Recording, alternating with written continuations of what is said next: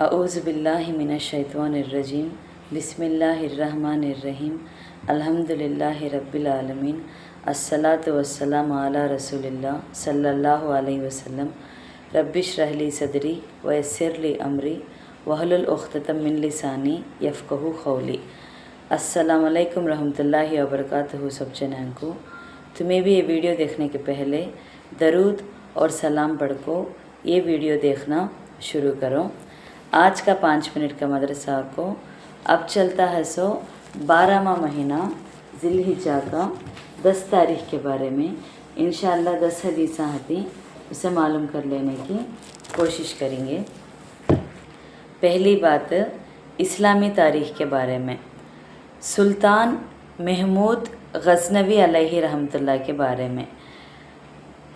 सुल्तान महमूद गज़नवी अलैहि रहमतुल्लाह इस्लामी तारीख़ में बड़े नामवर बादशाह गुज़रे हैं। आप अमीर सुबुक्तागीन के बेटे थे।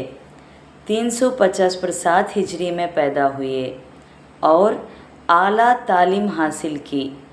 वालिद साहब के इंतकाल के बाद हुकूमत की बागडोर संभाली और उसको मजबूत करते चले गए। आपने अपने दौरे हुकूमत में कई इलाक़े फ़तह किए और अमन क़ायम किया। जुल्म और ज़्यादती को बिल्कुल पसंद नहीं करते थे। मुस्लिम और गैर मुस्लिम हर एक के साथ इंसाफ का मामला करते थे। रिआया की पूरी खबर रखते थे और उनकी ज़रूरियत को बड़े एहतिमाम से पूरा करते। गैर मुसलमानों के मज़हब और उनकी इबादत गाहों का भी बड़ा लिहाज रखते, उनको उनका पूरा हक़ देते और मज़ीद इनामत से भी नवाजते। अलबत्ता बेहयाई और फितनों के अड्डों को बेखौफ और ख़तरा दुनिया से मिटा देते। सुल्तान महमूद अलैहि रहमतुल्लाह इल्म और फ़ज़ल में बहुत आगे थे। अहले इल्म और अस्हाबे कमाल की बड़ी क़दर करते थे। ख़ास गज़नी में बहुत बड़ा मदरसा तामीर करवाया और उसके इखराजात के लिए एक बड़ा फ़ंड मुकर्रर कर दिया। आपके दारुस सल्तनत में इतने बड़े कमाल वाले लोग जमा हो गए थे कि एशिया के किसी बादशाह को ये फ़ख्र हासिल न था। तकरीबन 35 साल तक इक़्तिदार को रौनक बख्शने के बाद ये आदिल, मुनसिफ़, रिआया परवार, खुदा तरस, उलमा नवाज और अज़ीम क़ैद और सरबराह 401 हिजरी में इस दारे फ़नी से रुखसत हो गए, जिसके मिसाली कारनामे क़यामत तक तारीख़ के औराक़ में महफूज रहेंगे। 2वां क़िस्सा हुज़ूर सल्लल्लाहु अलैहि वसल्लम का मोजिज़े के बारे में, एक चमत्कार के बारे में। हुज़ूर सल्लल्लाहु अलैहि वसल्लम की दुआ के असर के बारे में एक क़िस्सा। हज़रत अबू हुरैरा रज़ियल्लाहु अन्हु से रिवायत है कि रसूलुल्लाह सल्लल्लाहु अलैहि वसल्लम ने दुआ फरमाई कि ऐ अल्लाह, मोहम्मद सल्लल्लाहु अलैहि वसल्लम के घर वालों का रिज़्क़ बाक़दर ज़रूरत रख। ये सही बुखारी हदीस में 6460 के रेफरेंस में सी। इसमें फ़ायदा क्या है तो क्या हुआ था तो बैहाक़ी अलैहि रहमतुल्लाह फरमाते हैं कि उतना ही रिज़्क़ आप सल्लल्लाहु अलैहि वसल्लम के घर वालों को दिया गया और उन्होंने उस पर सब्र किया। दलाइलुन नुब्वाह लिल बैहाक़ी 6/241 के रेफरेंस में से। 3वां क़िस्सा एक फ़र्ज़ के बारे में। ईदे में 6 तकबीरें पढ़ना करते। 6 तकबीर तो अल्लाहु अकबर को बोलते।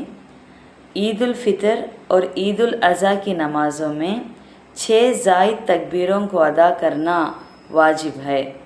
शामी 3/458 वाजिबुत्ता सलात के रेफरेंस में से। 4वां हिस्सा एक सुन्नत के बारे में, हज के मौके पर दुआ पढ़ने का कहते हैं। कौन सी दुआ देखेंगे? हज के मौके पर इस दुआ को पढ़ते रहना चाहिए। वो दुआ को रब्बना वजअलना मुस्लिमीना लका वमिन ज़ुर्रियतिना उम्मतम मुस्लिमतल लका व अरिना मनासिकना वतुब अलैना इन्नका अंतत तव्वाबुर रहीम। तर्जुमा को, ऐ हमारे परवरदिगार, हमको अपना फर्माबरदार बना लीजिए और हमारी औलाद में से भी एक ऐसी जमात पैदा फरमा दीजिए जो आपकी फर्माबरदार हो, और हमको हमारे हज के अहकाम सिखा दीजिए और हमारी तौबा कबूल फरमाइए, क्योंकि आप ही तौबा को कबूल करने वाले और रहम करने वाले हैं। ये दुआ सूरह बकरा में 128 आयत में है। 5वां हिस्सा एक अहम अमल की फ़जीलत के बारे में, घर में नफिल पढ़ना, नफिल नमाज़ां घर में पढ़ने के बारे में। रसूलुल्लाह सल्लल्लाहु अलैहि वसल्लम ने फरमाया, जब तुम में से कोई मस्जिद में फ़र्ज़ नमाज अदा कर ले तो अपनी नमाज में से कुछ हिस्सा घर के लिए भी छोड़ दे, क्योंकि अल्लाह ताला बंदे के नफिल नमाज की वजह से उसके घर में खैर नाजिल करता है। सही मुस्लिम हदीस में 1858 ज़बीर रदियल्लाहु अन्हु के रेफरेंस में है। 6वां हिस्सा एक गुनाह के बारे में, कंजूसी करने के बारे में। कुरान में अल्लाह ताला फरमाते हैं, जो लोग अल्लाह के अता करदा माल और दौलत को ख़र्चा करने में कंजूसी करते हैं, वो बिल्कुल इस गुमान में ना रहे कि उनका एक कंजूसी बुखल करना उनके लिए बेहतर है, बल्कि वो उनके लिए बहुत बुरा है। क़यामत के दिन उनके जमा करदा माल और दौलत को तौख बनाकर गले में पहना दिया जाएगा, और आसमान और ज़मीन का मालिक अल्लाह ताला ही है, और अल्लाह ताला तुम्हारे आमाल से बाखबर है। ये सूरह आले इमरान में 180वां आयत में है। 7वां हिस्सा दुनिया के बारे में, सिर्फ़ अल्लाह से मांगना गते। अल्लाह ताला का इरशाद है, यकीन जानो अल्लाह को छोड़कर जिन जिन की तुम इबादत करते हो वो तुम्हें रिज़्क़ देने का कोई इख्तियार नहीं रखते, इसलिए रिज़्क़ अल्लाह के पास तलाश करो और उसी की इबादत करो और उसी का शुक्र अदा करो, उसके पास तुम्हें वापस लौटाया जाएगा। सूरह अंकबूत में 17वां आयत में है। 8वां हिस्सा आखिरत के बारे में, ख़बर की सख्तियाँ सुनकर मुसलमान चीख उठे। हज़रत अस्मा बिनते अबू बकर रदियल्लाहु अन्हु फरमाते हैं कि एक दिन रसूलुल्लाह सल्लल्लाहु अलैहि वसल्लम ने खुतबा इरशाद फरमाया। उसमें इस आजमाइश का ज़िक्र फरमाया जिसमें मरने वाला आदमी मुबतला होता है। तो जब आपने उसका ज़िक्र फरमाया तो खौफ और दहशत से सब मुसलमान चीख उठे और खौर मचा गया। सही बुखारी हदीस में 1373 में है। हिस्सा है खाली खुतबा सुन कुछ चीख सुनेगा तो वैसा वत्ते सख्तियाँ हती, ख़बर की सख्तियाँ सुन को मुसलमान पूरे चीख उठे। सो हिस्से के बारे में 9वां हिस्सा तिब्बे नबवी से इलाज। कुरान करीम नुस्खा से शिफा है। अल्लाह ताला कुरान में फरमाते हैं, ऐ लोगों, तुम्हारे रब की जानिब से तुम्हारे पास वाज اور نصیحت اور سینوں کی بیماریوں کے لیے شفا پہنچ چکی ہے۔ یہ سورہ یاسین میں 57 آیت میں ہے سب بات۔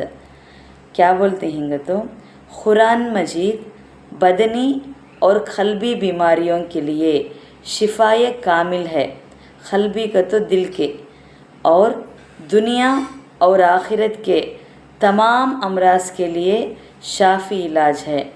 قرآن کریم شفا کر کو بولتے ہیں، اس کا تلاوت کرنا پڑھنا۔ 10واں قصہ نبی صلی اللہ علیہ وسلم کی نصیحت کے بارے میں۔ ذمہ دار لوگوں کو ضرورت پوری کرے۔ رسول اللہ صلی اللہ علیہ وسلم نے فرمایا، اے لوگوں، جب تم میں سے کوئی کسی کام کا ذمہ دار بنے پھرے، وہ ضرورت مند مسلمانوں کے لیے اپنا دروازہ بند کر لے تو اللہ تعالیٰ جنت کا دروازہ اس کے لیے بند کر دے گا۔ طبرانی کبیر 765 ابو دہدہ رضی اللہ عنہ کے ریفرنس میں سے۔ الحمدللہ آج کا 5 منٹ کا مدرسہ 10 ذی الحجہ کے بارے میں بات کر لیے۔ انشاءاللہ کل 11 ذی الحجہ کے بارے میں بات کریں گے۔ السلام علیکم ورحمۃ اللہ وبرکاتہ۔